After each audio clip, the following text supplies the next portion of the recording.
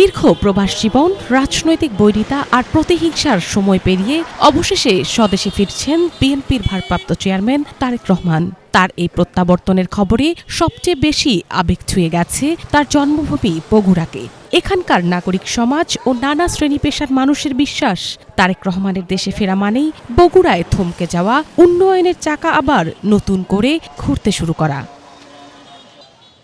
পতিত ফ্যাসিবাদী সরকারের টানা ১৭ বছরের দমনপীড়ন ও রাজনৈতিক প্রতিহিংসায় বগুড়া অনেক ক্ষেত্রেই উন্নয়ন থেকে বঞ্চিত হয়েছে বলে মনে করেন স্থানীয়রা। শিল্পায়ন, কর্মসংস্থান, অবকাঠামো সবখানেই ছিল স্থবিরতা। এমন বাস্তবতায় তারেক রহমানের স্বদেশ প্রত্যাবর্তন বগুড়াবাসীর কাছে নতুন আশার বার্তা বয়ে এনেছে। তারেক রহমান দেশে আসুক, সে আবার উন্নয়নের তার হাত ধরে দেশে বগুড়া জেলার উন্নয়ন হোক। সবাই আমার তো মনে করি যে উদ্যোগী যে তারেক রহমান আসুক, আসে দেশ পরিচালনা করুক। মেডিকেল করছে, এরকম বহু উন্নয়ন করছে। ওই সময় আমরা খুব ভালো ছিলাম, কিন্তু দীর্ঘতে আমরা খুব কষ্টই আছি।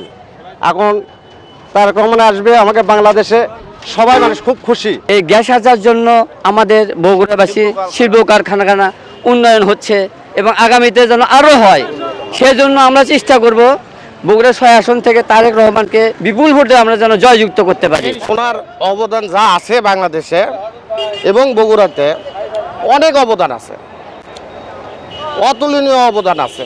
যেমন এই যে সিএনজি আসছে, উনি গ্যাস পাম্প নিয়ে আসছে। গ্যাস পাম্প নিয়ে আসার পর থেকে অনেক লোকের কর্মস্থান খুলে গেছে। তারেক রহমানের উন্নয়নের কারণে আজকে আমরা সেই ইয়েটা ভোগ করতেছি। আর আমরা চাই যে তারেক রহমান বগুড়া ৬ আসন থেকে এমপি নির্বাচিত করতে চাচ্ছে। আমরা যেন সকল ব্যাপক ভোটে যেন তারেক রহমানকে জয়যুক্ত করতে পারি, এই ঋণ যেন আমরা পরিশোধ করতে পারি তারেক রহমানের।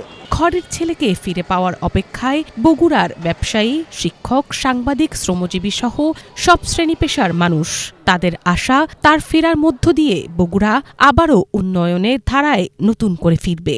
বগুড়া থেকে অনেকগুলো দৈনিক পত্রিকা প্রকাশ করার ব্যাপারে উনি যথেষ্ট সহযোগিতা করেছেন। আমরা তার কাছে চিরকৃতজ্ঞ।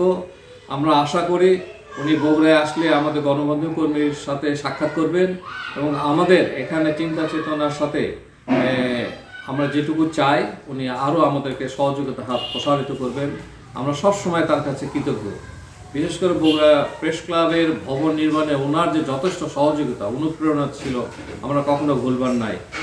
বগুড়ার মানুষ আমাদের একটু আবেগ অনুভূতি আরও বেশি, আমাদের দায়িত্ব বেশি, আমাদের কর্তব্য বেশি। মহেন্দ্রক্ষণে আমরা ঢাকায় পৌঁছব, এটা আমরা আশা করছি এবং পরবর্তীতে বগুড়ায় আসলে বগুড়ার মানুষ আমরা আশা করছি যে তারেক রহমানকে বগুড়ায় স্বাগত জানাবে। শহীদ রাষ্ট্রপতি জিয়াউর রহমানের আদর্শে গড়ে ওঠা এই নেতৃত্ব বগুড়ার মানুষের কাছে আবেগ ও আস্থার প্রতীক। তাই তারেক রহমানের প্রত্যাবর্তন ঘিরে শহর জুড়ে চলছে সম্ভাবনার আলোচনা।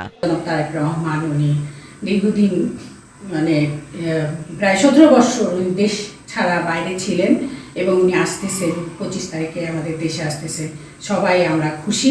আমাদের যে শিল্প বিপ্লব একটা সময় ছিল, ঘটেছিল, সেইটা যাতে পুনর্বহাল হয় এবং আমাদের এই বগুড়া চায়নার একটা অল্টারনেটিভ যাতে হয়। এই গ্যাসটা বগুড়াতে যে সরবরাহ যে ব্যবস্থাটা করে সেই সময় করে দিয়ে গেছে বলে আজ বগুড়াবাসী অনেক উপকৃত হচ্ছে।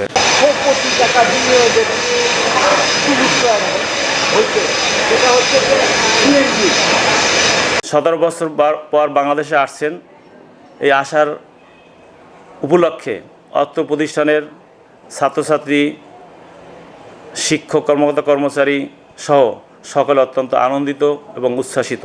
তাদের প্রত্যাশা তারেক রহমানের প্রত্যাবর্তনের মধ্য দিয়ে বগুড়ায় আবারও পরিকল্পিত উন্নয়ন, শিল্পায়ন ও কর্মসংস্থানের নতুন দিগন্ত উন্মোচিত হবে।